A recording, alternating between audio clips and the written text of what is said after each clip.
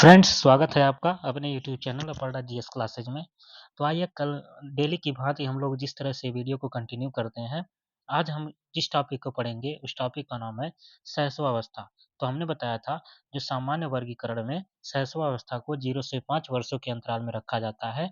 अगर शैशव काल की बात की जाए तो शैशव काल अगर एग्जाम में 0 से 5 नहीं दे तो 0 से 2 वर्ष माना जाता है। तो आंसर जो टिक करेंगे वो according to option answer tick करेंगे। तो आइए ये सामान्य वर्गीकरण है। तो यहाँ से चलते हैं हम। जन्म से 5 वर्ष की अवस्था इसमें ली गई है और यह जन्म से 5 वर्ष तक की अवस्था शिशु अवस्था कहलाती है और यह बालक के भावी जीवन की आधारशिला का काल कहा जाता है। ये एग्जाम में पूछा जाता है। टेट में अक्सर ये पूछा जाता है कि जो भावी जीवन की आधारशिला है, आधारशिला का काल किस अवस्था को कहा जाता है, तो वो शैशवावस्था को कहा जाता है। इस अवस्था में उचित निर्देशन में निरीक्षण से भावी जीवन का उचित व उत्तम विकास किया जा सकता है। ठीक है, इस बोला जा रहा है यहाँ पे, इस अवस्था में अगर शिशु की अच्छे से देखभाल या निगरानी की जाए तो उसकी भावी जीवन की उचित व उत्तम विकास किया जा सकता है। उसके हर एक छोटे बड़े चीज का ख्याल रखा जाए तो जरूर ऐसा होगा। और 20वीं शताब्दी में शिशु पर सर्वाधिक अनुसंधान 20वीं शताब्दी में शिशु पर सर्वाधिक अनुसंधान होने से क्रो एवं क्रो के अनुसार अगर कहा जाए तो 20वीं शताब्दी को शिशु या बालक की शताब्दी कहा जाता है।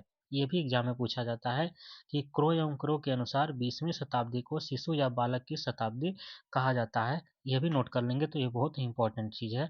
अब आते हैं जो यहाँ पे देख सकते हैं विशेषताएं। जो शैशवावस्था की विशेषताएं होती हैं उसे पहला देखेंगे, स्वार्थी व स्व केंद्रित अवस्था। तो ये स्वार्थी व स्व केंद्रित अवस्था क्या होती है, तो ये इसमें देखेंगे बच्चा इसमें खुद से बहुत ही ज़्यादा प्यार करता है, खुद से बहुत ज़्यादा प्यार करता है। ठीक है, इसलिए इसे स्वार्थी व स्व केंद्रित, खुद पे ज़्यादा केंद्रित करता है। और स्वार्थी इसलिए क्योंकि यह बालक कोई भी चीज़ मान लीजिए इसके हाथ में चला गया तो मजाल नहीं है कि आप उसके हाथ से कोई भी चीज़ ले लें। ठीक है, उसका काम बन रहा है, आपका क्या बिगड़ रहा है, आपका क्या बन रहा है उससे मतलब नहीं है।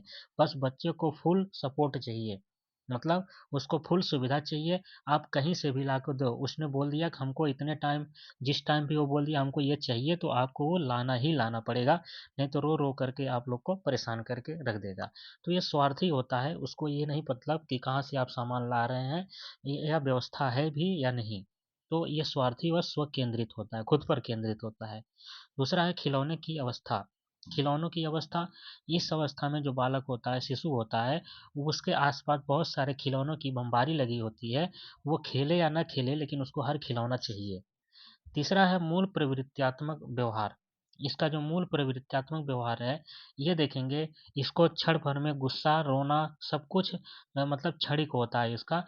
पल भर में गुस्सा हो जाएगा, कल पल भर में हंसने लगेगा, पल भर में रोने लगेगा। तो पल भर की इसकी भूख लगेगी, कल पल भर में इसकी भूख शांत हो जाएगी। तो ये सब मूल प्रवृत्त्यात्मक व्यवहार इसके अक्सर पाए जाते हैं। अगला देखते हैं अतार्किक चिंतन की अवस्था। तो चौथा इसकी जो विशेषता है, अतार्किक चिंतन की अवस्था। इस अवस्था में जो शिशु होता है वो किसी प्रकार का तर्क करना नहीं जानता, वो किसी प्रकार की तर्क के बारे में इसको कुछ भी पता नहीं होता है। जब पांचवा देखते हैं खतरनाक काल या अपीली काल। तो इसके बारे में देखेंगे, जो खतरनाक काल या अपीली काल होता है इसको हरलाक ने कहा था। हरलाक ने माना था, किसने, यह भी पूछा जाता है कि किसने शैशवावस्था को खतरनाक काल या अपीली काल कहा है, तो हरलाक ने कहा है। तो हरलाक ने क्यों कहा है, क्योंकि इस अवस्था में जो बालक की मृत्यु होती है, बालक की शिशु की सर्वाधिक मृत्यु होती है। तो इसलिए इन्होंने, हरलाक ने शैशव काल को खतरनाक या अपीली काल कहा है, हरलाक ने। अजीबो-गरीब अवस्था। इस अवस्था में जो शिशु होता है वो अजीबो-गरीब हरकत करता है। ठीक है, इसलिए इसे क्या कहा जाता है, अजीबो-गरीब अवस्था। सातवां है बक्की अवस्था। बक्की अवस्था का मतलब इसमें क्या क्यों का ज्यादा प्रश्न करता है। ठीक है, जैसे बच्चा है, कोई भी चीज अगर आप देख रहा है, आप उसे बता रहे हो, तो हर एक बात में वो क्या और क्यों का प्रश्न करता रहता है। ठीक है, बक्की अवस्था मतलब एक तरह से कह सकते हैं बकलोल की अवस्था। तो आठवां देखते हैं नामकरण की अवस्था। इस अवस्था में जब बच्चा जन्म लेता है तो शिशुअवस्था में उसको 5-6 महीने के होते होते उसके नामकरण की पूरी लाइन लग जाती है कि इसका नाम ये रखा जाए, इसका ये नाम रखा जाए। तो ये नामकरण की अवस्था जो है, इसकी बमबारी उसके शैशव काल में ही स्टार्ट हो जाता है कि क्या नाम रखा जाए। तो संस्कारों के निर्माण की आयु, संस्कारों के निर्माण की आयु भी शैशवावस्था ही है। बच्चे को साल 2 साल आप अगर कोई भी काम करते हैं तो बच्चा आपको देखकर ही वो काम सीखेगा। अगर आप कुछ अच्छा सिखाते हैं तो देखकर बच्चा अच्छा ही सीखेगा। अगर आप कुछ बेकार सिखाते हैं तो बच्चा बेकार ही सीखेगा, क्योंकि इसकी जो आयु है ये संस्कारों के निर्माण की आयु है। स्टार्टिंग में इसे 2 साल तक खूब अच्छे से, साल भर तक अच्छे से खेलने मौज करने दीजिए। उसके बाद इसे छोटी छोटी बातों को सिखाने की कोशिश करिए। एक ही बार जब बड़ा हो जाएगा तो वो आपकी बातों को मानने से इनकार करेगा। सीखने का आदर्श काल जो होता है इसी को बोला जाता है। इसमें हम बच्चे को जो सिखाएंगे, जैसे सिखाएंगे वैसे ही उसको सीखता जाएगा, उसको ग्रहण करता जाएगा वो। ठीक है। और सीखने का स्वर्ण काल भी, सुनहरा जो काल होता है सीखने का, वह भी क्या होता है, शैशवावस्था ही होता है। तो आइए, अनुकरण द्वारा सीखने की अवस्था। अनुकरण द्वारा सीखने की अवस्था, अनुकरण मतलब किसी भी काम को देखकर सीखना, किसी भी कार्य को देखकर सीखना। आप जो भी काम करते हैं देखकर सीखना, बच्चा उसको देख करके, अनुकरण करके वही काम सीखेगा। अगर आप बच्चे के सामने दिन भर पढ़ते रहते हैं तो बच्चा जरूर किताब लेकर पढ़ने की कोशिश करेगा। ठीक है। अगर आप दिन भर बच्चे के सामने मोबाइल में रील देखते रहते हैं तो बच्चा जरूर रील ही देखेगा। ठीक है। आप इस समय देख सकते हैं तो अनुकरण जो भी, जो फैमिली के लोग, गार्जियन लोग करते हैं, बच्चा उसी का अनुकरण करके, वही काम करके वही चीज सीखता है। क्षणिक संवेग की अवस्था, क्षणिक संवेग की अवस्था इसके अंदर पाई जाती है। हमने बोला ना, क्षणिक संवेग, पल भर में क्रोध करना, पल भर में क्रोध करना, पल भर में रोना, पल भर में भूखा हो जाना।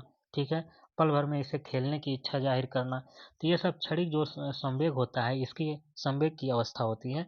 और सामाजिक भावना का अभाव होता है। सामाजिक भावना का अभाव बोले तो इसको समाज के ऊपर का कोई फर्क नहीं पड़ता कि कहाँ क्या हो रहा है। इसको जब हंसना है हंसेगा, चाहे आपके सर पे कितना भी बड़ा दुख आया हो, अगर इसको हंसना होगा तो हंसेगा, अगर इसे रोना होगा तो रोएगा। ठीक है। तो यह शैशवावस्था की जो कल्पना होती है, जो इसकी सामाजिक भावना का अभाव होता है, इसे नहीं पता कब हमें हंसना है, कब हमें कहाँ रोना है, कब हमें किसके सामने कैसे पेश आना है, इसे कुछ नहीं पता। तो जो ये होता है सामाजिक भावना का अभाव। और इसमें देखते हैं, सिगमंड फ्रायड के अनुसार अगर देखा जाए तो शैशवावस्था में काम की प्रवृत्ति पाई जाती है। तो ये काम की प्रवृत्ति शैशवावस्था में और किशोरावस्था में पाई जाती है। और बाल्यावस्था में यह ना के बराबर होता है। काम की प्रवृत्ति बाल्यावस्था में ना के बराबर होता है और शैशवावस्था में काम की प्रवृत्ति पाई जाती है, सिगमंड फ्रायड के अनुसार। और इसमें भय जो होता है, सभी प्रकार के संवेग लगभग इसमें विकास विकसित होते रहते हैं, लेकिन जो भय नामक संवेग होता है यह शैशवावस्था में सर्वाधिक रहता है। ठीक है। और अगर बात करें एक और विशेषता, तो इस बादशाहत देखेंगे, बादशाहत प्रवृत्ति को भी शैशवावस्था दर्शाते हैं, बादशाहत प्रवृत्ति को। अब बादशाहत प्रवृत्ति का मतलब क्या हुआ कि इस अवस्था में अगर बालक जो चाहे वही मनमानी करता है, कोई रोकने वाला नहीं करता है। इसमें जो शिशु होता है वह मनमानी करता है। अगर उसे किसी भी चीज़ की ज़रूरत होती है तो वह उसे तुरंत प्राप्त करके ही मानता है। ठीक है। जब तक उसको मिल नहीं जाता तब तक वो क्या करेगा, वो रोएगा या कुछ झगड़ेगा या कुछ गुस्सा करेगा, इस टाइप का। इसलिए इसे बादशाहत प्रवृत्ति की आयु भी कहा जाता है। अगर बात करें नैतिकता का भी इसमें भाव नहीं होता है, नैतिकता का अभाव होता है। देखेंगे कुछ हमने छोड़ दिया था लिखने में, नैतिकता का अभाव होता है। नैतिकता का अभाव का मतलब क्या होता है, घर पर मान लीजिए किसी के आने पर भी अगर उसे रोना है तो वह रोएगा ही। ठीक है। ऐसा नहीं कि किसी के आने पर वो खुश हो जाएगा और हंसेगा, और अपनी माँ की गोद में किसी अन्य बच्चे को नहीं बैठने देगा। यह है इसकी नैतिकता का अभाव। ये नहीं सोचेगा कि अच्छा कुछ टाइम के लिए वो मेरी माँ की गोद में है, तो अपनी माँ की गोद में किसी को जाने नहीं देगा सिवाय अपने। तो यह नैतिकता का अभाव होता है। ठीक है। और सीखने का स्वर्ण काल हमने बता दिया, सीखने का जो स्वर्ण काल होता है, बालक में जितने अच्छे संस्कार या ज्ञान हम उसे सिखाना चाहते हैं उतना ही इस आयु में सिखा सकते हैं, क्योंकि अभी वह सीखने में रुचि रखता है, इसलिए शीघ्रता से सीख जाता है। ठीक है। जो सीखने का स्वर्ण काल या आदर्श काल होता है, इसमें क्योंकि यही आयु सीखने में रुचि रखते हैं, इसलिए शीघ्रता से सीखते हैं, इसलिए इस आयु को सीखने का स्वर्ण काल कहा जाता है। आगे देखते हैं शैशवावस्था की परिभाषाएं। शैशवावस्था की परिभाषा फ्राइड के अनुसार अगर देखा जाए तो मनुष्य को जो कुछ भी बनना होता है वह 4-5 वर्षों में बन जाता है। तो इनके कहने का तात्पर्य यह है, ऐसा नहीं है कि मनुष्य को जो कुछ बनना चाहता है वो या आईएएस कलेक्टर बनना चाहता है या कुछ एसडीएम बनना चाहता है या इंजीनियर बनना चाहता है तो 4 ही 5 वर्ष में बन जाता है। इनके कहने का मतलब ये है कि मनुष्य जो कुछ बनना चाहता है वह 4-5 वर्ष में बनने का मतलब ये होता है कि उसकी लगभग जो जो कुछ मतलब उसकी पॉजिटिविटी, उसके जो अच्छे विचार होते हैं, उसके सोच से ही दर्शा दिए जाते हैं। और और रह गई बात कि उनकी लगभग 60 से 70% जो माइंड डेवलप होता है, उनका यहाँ से क्लियर हो जाता है कि यहाँ से रास्ता पता चल जाता है कि बच्चे की सोच क्या है, बच्चा कर क्या सकता है और बच्चा किस लाइन पे जा रहा है। तो यह शैशवावस्था की कुछ 4 से 5 वर्षों में इस तरह की भावनाओं से पता चल जाता है। अब आते हैं वैलेंटाइन के अनुसार शैशवावस्था सीखने का आदर्श काल है। तो हमने बता दिया जो शैशवावस्था है वो सीखने का आदर्श काल किस प्रकार है। तो इसमें जो बच्चे हैं उनको अच्छे संस्कार या ज्ञान हम उसे जो भी देना चाहते हैं वो इसी काल में दे सकते हैं, क्योंकि अगर बच्चा इससे बड़ा हो जाएगा तो वह अपनी मनमानी करेगा, वो आपको कुछ समझेगा नहीं। ठीक है, तो इसी अवस्था में बालक आपको संपूर्ण चीज मानता है, आप उसे जो सिखाएंगे वो शीघ्रता से सीखता चला जाएगा और आपकी बातों में रुचि भी रखता है। ब्रिजेश के अनुसार अगर देखें तो 2 वर्ष तक की उम्र तक बालक में लगभग सभी संवेगों का विकास हो जाता है। ब्रिजेश ने कहा कि ब्रिजेश मनोवैज्ञानिक हैं, ऐसा नहीं कि हम आपके दोस्त हैं। तो अगर ब्रिजेश मनोवैज्ञानिक हैं तो उन्होंने 2 वर्ष तक की उम्र तक बालक में लगभग सभी संवेगों का विकास हो जाता है, उन्होंने ऐसा कहा। तो सभी संवेगों का विकास होने का मतलब देखें तो उसमें दुख सुख, हंसना रोना, ठीक है, इन सभी भावनाओं का, भूख लगना, प्यास लगना, इन सभी भावनाओं का इसमें लगभग 2 वर्षों तक पूरी विकास हो जाती है। किसके अनुसार? तो ब्रिजेश जी के अनुसार। जॉन लॉक के अनुसार देखा जाए तो बालक का जो मस्तिष्क होता है वो कोरी स्लेट यानी कि टेबुला रासा है और यह उस पर अपने अनुभव लिखता है। यह टेट के एग्जाम के लिए बहुत इंपॉर्टेंट है, टेट एग्जाम के लिए मोस्ट इंपॉर्टेंट है। बालक का मस्तिष्क कोरी स्लेट होता है, किसके अनुसार? जॉन लॉक के अनुसार, और यह उस पर अपने अनुभव लिखता है। ठीक है, जैसे मान लीजिए बालक का मस्तिष्क जो होता है, मान लीजिए बालक पैदा हुआ, उसे अभी कुछ भी नहीं पता, किसी भी चीज़ के बारे में नहीं पता। तो हम उसे जब परिवार में जन्म लेता है तो हम उसे सबसे पहले मम्मी कहना सिखाते हैं, तो वो मम्मी कहना सीख जाता है। हम उसे पापा कहना सिखाते हैं तो वो पापा कहना सीखता है। ठीक है, हम उसे बोलते हैं चाचा बोलो तो वो चाचा बोलता है। मतलब पूरी बात ये मिला जुला कर कहने का आशय है कि बच्चे का दिमाग अभी सादा है। ठीक है, सादा है, उस पर आप जो भी सिखाना चाहें, जो भी लिखना चाहें, वह उस पर लिख सकते हैं और उसको अच्छे से संस्कार और जो भी सिखाना चाहें अच्छे से सिखा सकते हैं। और जब बच्चा, और यह बात, यह उस पर अपने अनुभव लिखता है। अनुभव लिखने का मतलब ये हुआ कि जो कुछ वो सीखेगा आप बाहरी वातावरण से यानी कि पारिवारिक वातावरण से जो कुछ भी सिखाएंगे या बाह्य वातावरण से जो कुछ भी सीखेगा वह उसे क्या करेगा, अपनी खाली दिमाग जो उसकी कोरी स्लेट है उस पर क्या करेगा, वो अपने अनुभव लिखेगा, मतलब उसको याददाश्त में बिठा लेगा कि हाँ ये चाचा हैं, ये पापा हैं, ये मम्मी हैं, ये बाबा हैं, ये दादी हैं। तो वो इस तरह से वो अपने दिमाग में बैठाता जाएगा हर एक बात जो आप उसे सिखाएंगे या जो बाहरी पर्यावरण से सीखेगा। बालक का जन्म के समय लगभग 7 दिन तक जो उसका वजन होता है वो घटता रहता है। क्यों? क्योंकि वह वातावरण के अनुकूल नहीं हो पाता। जब वह वातावरण के अनुकूल हो जाता है तो उसके बाद वजन बढ़ने लगता है। ठीक है, बालक के जन्म के समय की बात करें तो उसका वजन लगभग 7 दिनों तक घटता रहता है और जब वातावरण के अनुकूल में आ जाता है, जो बाह्य वातावरण से जब जन्म लेता है, पेट से बाहर आता है, तो वह वातावरण के अनुकूल नहीं रहता है, इसलिए उसका वजन घटने लगता है। तो 7-8 दिनों के बाद उसका वजन बढ़ना स्टार्ट होता है। अब आते हैं बाल्यावस्था। तो बाल्यावस्था जो सामान्य वर्गीकरण है वो 6 से 12 वर्ष तक की अवस्था को कहा जाता है और बाल्यावस्था जन्म के बाद मानव की दूसरी अवस्था होती है और यह अवस्था बालक की आदतों, व्यवहार, रुचि व इच्छाओं के आकार निर्धारण का काल होता है। देखेंगे यह अवस्था बालक की आदतों, व्यवहार, रुचि व इच्छाओं के आकार निर्धारण का काल होता है। तो यहाँ देखते हैं मनोवैज्ञानिक कार्ल एवं ब्रूस ने बाल्यावस्था को जीवन का अनोखा काल कहा है। अब देखिए यहाँ पे जीवन का अनोखा काल क्यों कहा है, तो यहाँ पे देख सकते हैं, तो देख सकते हैं यहाँ पे मनोवैज्ञानिक कार्ल एवं ब्रूस ने बाल्यावस्था को जीवन का अनोखा काल कहा है। तो क्यों कहा है, तो इस वर्ष में देख सकते हैं इस अवस्था में बालक छठवें वर्ष में उग्र हो जाता है और सातवें वर्ष में उदासीन व अकेलेपन का गुण इसमें आ जाता है, विद्यमान हो जाता है। और नौवें वर्ष में अगर देखा जाए तो समूह भावना की प्रबलता एवं बाद के वर्षों में रोमांचक कार्यों की ओर झुकाव दर्शाता है। इसलिए इस काल को अनोखा काल कहा गया है। अनोखा काल किसने कहा बाल्यावस्था को, तो कार्ल एवं ब्रूस ने कहा है यूनिक पीरियड ऑफ लाइफ।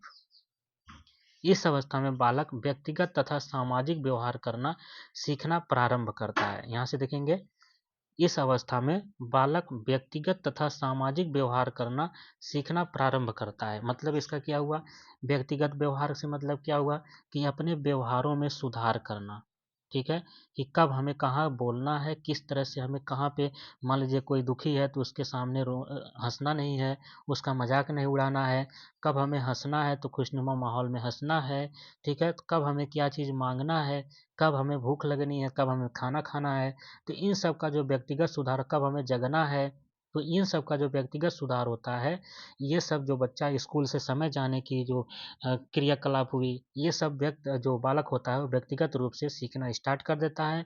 और सामाजिक व्यवहार भी यह क्या करता है, सीखना स्टार्ट कर देता है कि अपने बड़ों के सामने कैसे बोलना है, छोटों के सामने कैसे बोलना है, कब किसके सामने कैसा व्यवहार करना है, ये सब कुछ सामाजिक व्यवहार करना भी सीखना प्रारंभ कर देता है बाल्यावस्था में।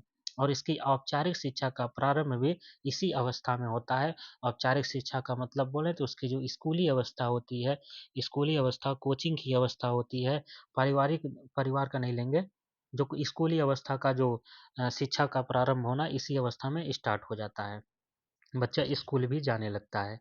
विशेषताएं इसकी देखेंगे तो जीवन का अनोखा काल कहा जाता है, हमने बता दिया जीवन का अनोखा काल क्यों कहा जाता है, क्योंकि इस काल के छठवें वर्ष में बालक उग्र हो जाता है, फिर एक वर्ष के बाद सातवें वर्ष में उदासीन हो जाता है, वह अकेलेपन का गुण आ जाता है इसमें, और फिर अगले नौवें वर्ष में देखा जाए तो समूह भावना की प्रबलता होती है, एवं इसके बाद के वर्षों में देखा जाए तो रोमांचक कार्यों की ओर झुकाव हो जाता है इसका। तो इस तरह से जो इसका अनोखा काल कहा जाता है बाल्यावस्था को। जीवन का निर्माणकारी काल भी कहा जाता है। जीवन का निर्माणकारी काल, यहीं से बच्चे के जो जीवन का होता है निर्माण स्टार्ट होता है, क्योंकि बच्चा यहीं से व्यक्तिगत व्यवहार, सामाजिक व्यवहार तथा औपचारिक शिक्षा का अनुभव करना स्टार्ट कर देता है, यहीं से सीखना स्टार्ट होता है, इसलिए इस अवस्था को जीवन का निर्माणी काल कहा जाता है। अगला है मिथ्या या छद्म परिपक्वता काल। तो मिथ्या यानी कि झूठा या छद्म परिपक्वता काल कहा जाता है। क्यों कहा जाता है, तो बालक इस अवस्था में स्वयं को परिपक्व समझता है। यहाँ से देखेंगे जो मिथ्या या छद्म परिपक्वता काल होता है, बालक इस अवस्था में स्वयं को क्या करता है, स्वयं को समझदार या परिपक्व समझता है, परिपक्व या समझदार समझता है स्वयं के, कि मैं जो भी बातें कह रहा हूँ वो सबसे सत्य हैं और वही होना चाहिए, ये सब दिखाने की कोशिश करता है, इसलिए इसे मिथ्या या परिपक्वता काल कहा जाता है। इसमें बालक स्वयं को पूरी जिम्मेदार मानता है कि हाँ हम इस घर के जिम्मेदार व्यक्ति हैं, जो हम बोलेंगे वैसे ही होना चाहिए। तो इस प्रकार की जो झूठी उसकी जिम्मेदारी पूर्ण बातें होती हैं, तो उसको मिथ्या या परिपक्वता काल कहा जाता है। नेता बनने की इच्छा, इसकी विशेषता है नेता बनने की इच्छा। इस बालकों में क्या होता है, जो बाल्यावस्था में बालक होते हैं उनको नेता बनने की इच्छा होती है, ठीक है, मतलब नेता बनने की इच्छा से बोले तो वो अपना एक समूह बनाएंगे, उस समूह में जो बालक समूह बनाएगा वो अपने अकॉर्डिंग उस समूह को, अपने अनुसार समूह को सभी काम करवाना चाहता है, सभी काम करवाना चाहता है, लेकिन खुद वो काम नहीं करता, खुद वो काम नहीं करता, अपने समूहों के साथ वो काम खुद से करवाएगा, अपने वो काम नहीं करेगा। जैसे आप लोग बचपन में मान लीजिए बागीचे में जाते थे तो कच्चे आम खूब तोड़ते थे, कच्चे आम तोड़ते थे 4-5 लोग को साथ में लेकर। तो आप क्या करते थे, आम को तोड़वाते थे और नमक प्याज जो है घर से मंगवाते थे अपने ग्रुप वालों से, और खुद बैठ करके काम करवाते थे। खुद को काम कुछ भी नहीं करना था। ठीक है, तो याद करिए अपना जो बचपन था, क्या भी वो बचपन थे, तो उस तरह से सभी के बचपन ऐसे ही होते हैं। तो नेता बनने की इच्छा किसमें होती है, वो इसी में होती है। खेल की आयु, तो हम दिन भर इस आयु में क्या करते हैं, खेलते रहते हैं। अपनी जो समूह की होती है, अपना ग्रुप होता है, अपने ग्रुप के साथ दिन भर इसमें खाना पीना कुछ भी याद नहीं रह जाता, बस खेलने की आयु याद रहती है। समूह टोली की आयु, तो इस अवस्था में जो बालक होते हैं अपने उम्र के बच्चों के साथ टोली या ग्रुप बनाकर रहते हैं। प्रारंभिक विद्यालय की आयु, तो प्रारंभिक विद्यालय की आयु पीछे हमने देखा कि बालक इसी अवस्था में स्कूल जाना प्रारंभ करता है। संचय या संग्रह करने की प्रवृत्ति, मोस्ट इंपॉर्टेंट, संचय या संग्रह करने की जो प्रवृत्ति होती है, जिस तरह से अगर मान लीजिए जाए बालक है, तो बालक अगर मान लीजिए बाल्यावस्था में कांचे की गोली, जिसे कंचा कहा जाता है, कांच की गोलियां और कुछ अलग अलग प्रकार के जो खिलौने होते हैं, उनको वह संचय करता है, इकट्ठा करता है। इकट्ठा करके वो रखा रहता है। यही, और मान लीजिए जो गर्ल्स होती हैं, छोटी बच्चियां होती हैं, छोटी बच्ची जैसे अपनी गुड्डा गुड़िया, इन सभी को बचपन में ही संभाल कर रखा रहती हैं, और वो खिलौने जितने भी होते हैं उन सबको एक जगह संचित करके रख देती हैं, इकट्ठा करके रखती चली जाती हैं। तो यह बाल्यावस्था में संचय या संग्रह करने की प्रवृत्ति होती है। मूर्त चिंतन की अवस्था, मूर्त चिंतन की अवस्था क्या होती है, तो यह प्रकार की मूर्त चिंतन जो होता है, इसमें बच्चा बच्चा जो वस्तु होती है, मूर्त मीन्स होता है प्रत्यक्ष, क्या होता है, प्रत्यक्ष। तो बच्चा इसमें प्रत्यक्ष वस्तुओं को देख करके उसके बारे में सोचना स्टार्ट कर देगा। जैसे एक बात बोलें, जैसे बच्चे को मान लीजिए कोई मूवी दिखा दी, ठीक है, कोई फिल्म बच्चा देख लिया, कोई मूवी देख लिया, तो उस मूवी में जो हीरो का काम करता है, हीरो को, तो बच्चा क्या करेगा, जैसे मान लीजिए हीरो को दिखाया जाता है कि बहुत ऊंचाई से कूद रहा है, या हवा में उड़ रहा है, या कुछ अच्छा काम कर रहा है, तो उस समय जो बच्चा होता है बाल्यावस्था में जो कल्पना करता है, बच्चा खुद को चिंतन करते समय अपने आप को हीरो समझने लगता है। तो अभी क्या करता है, देखते होंगे छोटे छोटे जो बच्चे होते हैं, वो मूवी का ज़्यादा क्रिएट सीन करने लगते हैं और काफ़ी ज़्यादा डायलॉग मारने लगते हैं। तो ये सभी मूर्त चिंतन की अवस्था के अंतर्गत आता है। समलिंगी मित्रता, तो जिसमें इस आयु में जो बालक होते हैं, बालक अपने बालक के साथ अपनी मित्रता करते हैं, और बालिका जो है वो बालिका के साथ मित्रता करती हैं। तो इसमें समलैंगिक मित्रता वाली भावना उत्पन्न होती है बाल्यावस्था में। अब आते हैं परिभाषाएं, परिभाषाएं इसकी देखते हैं। तो क्रो एवं क्रो के अनुसार अगर परिभाषा देखा जाए, तो जब बालक 6 वर्ष का हो जाता है, तब उसकी मानसिक योग्यताओं का लगभग पूर्ण विकास हो जाता है। ये किसने बोला था, तो ये क्रो एवं क्रो ने बोला था कि जब बालक 6 वर्ष का हो जाता है, तो उसकी मानसिक योग्यताओं का लगभग पूर्ण विकास हो जाता है।